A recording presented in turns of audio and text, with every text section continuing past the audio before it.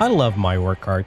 It's been in my possession for about 5 years. However, in those 5 years, it's been starting to show its age. The unfortunately hollow plastic feet are starting to break. One of the wheels is starting to peel a little bit. The boom straps on the side always get loose, and the front straps always get in the way. So why do I put up with this? There are obviously better carts out there. Why not just buy a new one? 1, I got this cart at a good price. 2, I'm not in the mood to buy once, cry once. And 3, this is the only cart that still fits in my Honda Civic. So until the day I get a new SUV, I'm going to show you how I modded my OrCart. Before anything, we have to dismantle the cart. It isn't really too bad. All you need is a simple screwdriver and a little bit of force. The hardest part is actually getting the plastic shell out of the bag. It's no joke either. That shell is packed in tight to the bag, so you're going to need a lot of arm force to get that thing out. First things first, the wheels. I decided to use 3-inch casters and 14-inch pneumatic tires. For the casters, first thing I had to get was an aluminum plate. I decided to get a 14 by 15 inch, 3/16 inch thick aluminum plate. You can get this plate from any aluminum shop. For general placement, I decided to place the wheels 1 inch away from the sides and about a little under ½ an inch from the front.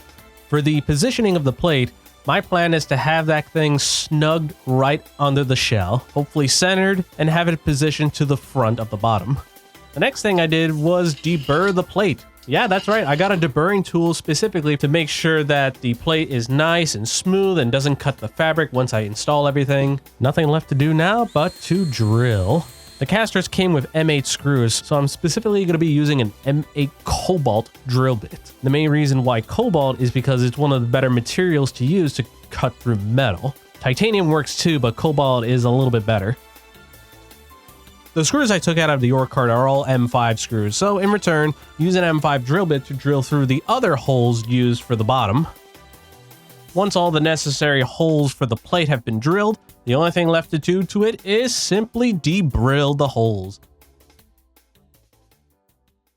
Any sane human being would just use all 4 caster wheels and call it a day. However, for me, the main reason why I'm choosing to use a pneumatic wheel over just doing all casters is simply the casters use polyethylene, which is great on hard floors, great for indoors. However, for the outside world, it's not ideal. So if caster wheels are good enough for you, you can go up to 5-inch wheels if you feel like it.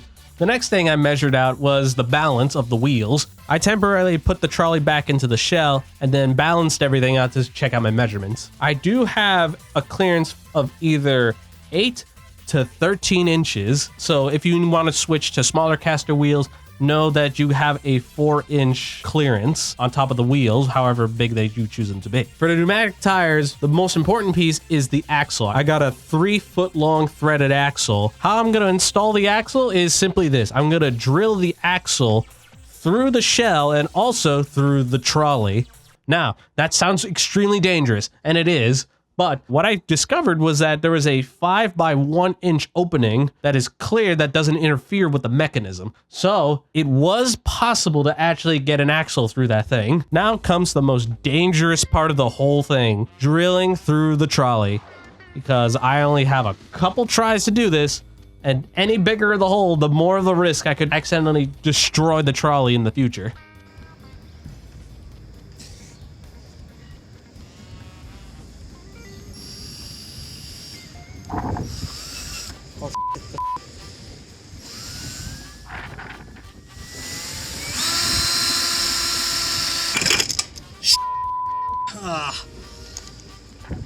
How the f am I gonna hold this?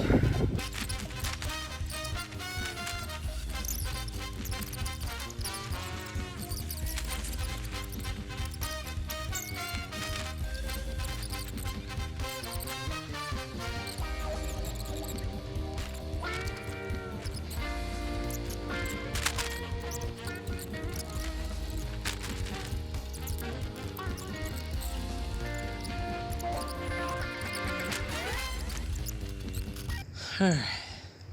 Not too shabby, not too horrible, but at the same time kind of shit. Look at that. It's pretty fucking clean after the deburring. It's a little fucked up on the other side. I didn't do that great of a drilling job, but it's still pretty good. I couldn't get this part to like fix itself. It has to be deburred from the inside, which I can't really reach.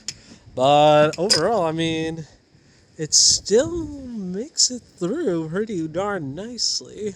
Once I inserted the axle through the shell in the trolley, I tested it out with some wheels to figure out where I needed it to be cut.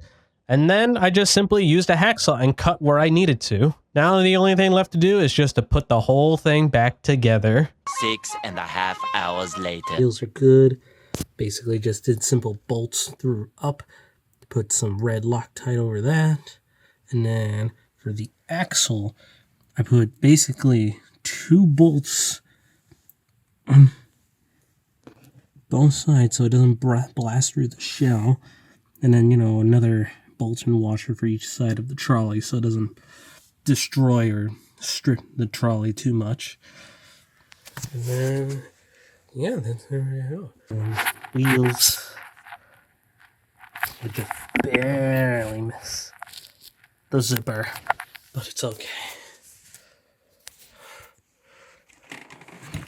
To fill up the old holes that I used to use for the cart, you could use pretty much anything. Use epoxy resin. I got a little lazy and impatient and ended up just using putty, which is normally used for cars. If you want a quick and easy solution and you want your cart to smell like a mechanic, and just leave it outside for a day. Finally, after putting Loctite on every single hex I can think of, I put the foam back in, cut it accordingly, and it's ready. Already, I can tell this has got to go because there's no way this is going to live. So we're going to cut this. We're going to cut this. Not much to say about the cutting process. Just do your best, make it look nice, and then use any kind of lighter. I used a kitchen lighter to weld any loose fabrics. For the front straps, I basically did the same trick. How you want to replace it is totally up to you. You could use any type of carabiner and strap. I just tried to use the old one with a different one, and it looks okay. Replacing the boom straps, I'm going to be using 2 quick fists on both sides, and then for the bottom boom cup, I'm going to be using an ABS end cap. For the end cap, I just pretty much drilled a number 10 hole through the side that I'm going to go through the bag and another hole through the bottom in the event of rain. Just screw them to the sides, make sure your measurements are just fine, and then just lock it tight. Finally, I had to do something about the backside because it needed something because of the wheels, and I figured I could actually use the backside for a little bit of extra space. So I ended up getting a backseat organizer used for carts, and then I got some rubber feet, roughly about 1 1/3 of an inch. Not much to really say about this. Again, I just used, number 10 screws just like before, and then drilled everything in exactly where I needed to go. Looking back upon all this footage when editing it, you could see there are a few mistakes I've definitely made. The key one is definitely the axle, where I cut it was just a hair too short. It's definitely a little bit too close to the fabric. I ended up having to put a second washer just to make sure it didn't scratch the bag. I even ended up just having to put a little piece of duct tape near the aluminum frame where the wheel is touching. All in all, I don't think the tire is going to get destroyed anytime soon, but it's just something to keep note of when you guys build your own Super OrCart. Another big thing was definitely getting really close to f***ing up the zippers. I mean, seriously, I got really lucky in making sure the bolts don't actually interfere with the mechanism of the zipper. All in all, I do believe the results speak for themselves. Maybe I'll make an update video within 6 to 8 months to let you know how my OrCart's doing. Let's see what's the final damage of everything. So yeah, if you guys ever need a sound mixer in the tri-state area, feel free to let me know. I also do travel.